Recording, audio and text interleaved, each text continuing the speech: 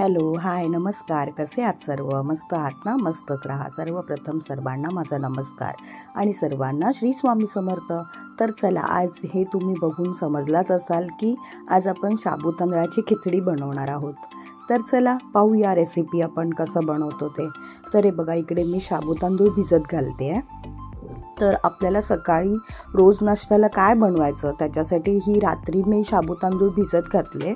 मस्त भिजतात, तर तुम्ही रात्रीच भिजत घाला. हे बघा, ह्या पद्धतीने मी तुम्हाला दाखवते की कसे भिजत घालतो आपण साबू तांदूळ. जास्त पाणी ठेवायचं नाही. जास्त पाणी ठेवलात ना तर मग ते चिकट होणार. त्याच्यासाठी आपल्याला पाणी खूप थोडं ठेवायचं आहे. हे बघा, एकदा दोनदा आपल्याला ते छान भिजवून घ्यायचे. जास्त चोळत नाही बसायचं. त्याचं वरचं ते स्टार्च असतं ना, ते फक्त आपल्याला काढायचं आहे. आणि छान, हे बघा, हे मी एवढं तुम्हाला दाखवते तेवढंच पाणी घ्यायचं आणि रात्रभर आपल्याला ह्याला भिजत ठेवायचं आहे. हे बघा, पाहू शकता तुम्ही किती छान भिजून आले आहेत साबू तांदूळ आणि छान होतात, डबल होतात, ते वरती येतात. आणि हे बघा, हे सुटसुटीत झालेत आपले, मस्त झालेत एकदम. आणि इकडे आता आपण सुरुवात करूया. तर मी पहिला पॅनमध्ये शेंगदाणे फ्राय करून घेणार आहे. तर छान मस्त ते पण लाल खरपूस भाजून घेऊया आपण शेंगदाणे. इकडे मी 3 बटाटे घेतले आहेत खिचडीमध्ये टाकायला. ते कापून छान बारीक कापून घेऊया आणि शेंगदाणे आपण काढून थंड व्हायला ठेवूया. तोपर्यंत खिचडीसाठी आपण फोडणी तयार करूया. तर एका पॅनमध्ये मी जिरं टाकलं आहे, मिरची टाकली, कढीपत्ता टाकलं आणि छान त्याला खरपूस भाजून घ्यायचं.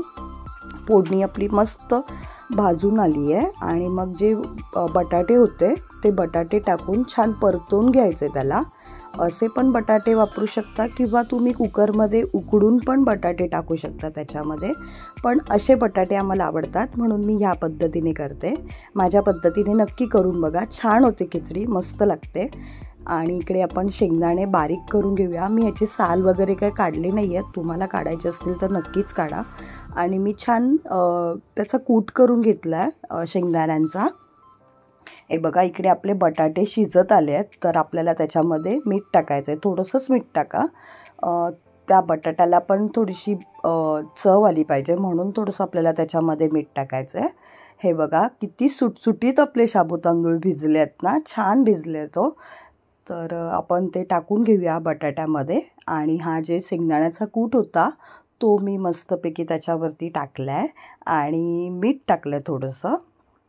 खूप सोपी आहे आणि खरंच लवकर बनते नाश्त्यासाठी वगैरे. नक्की करून बघा तुम्ही. अगदी सोपी पद्धत आहे आणि खरंच छान लागते खिचडी खायला. पोट पण भरतं आपलं. दुपारपर्यंत काही नाही खाल्लं तरी चालतं आहे. आपली खिचडी डन आहे. इकडे छान झाली आहे बघा, एक जीव झाली आहे छान मस्त आणि डन झाली आहे इकडे. तुम्ही नक्की करून बघा. तुम्हाला आवडली असेल तर मला नक्की कमेंट्स करा आणि व्हिडिओ आवडला असेल तर लाईक, शेअर आणि सबस्क्राईब करा. चहाशिवाय खिचडीबरोबर मजाच नाही.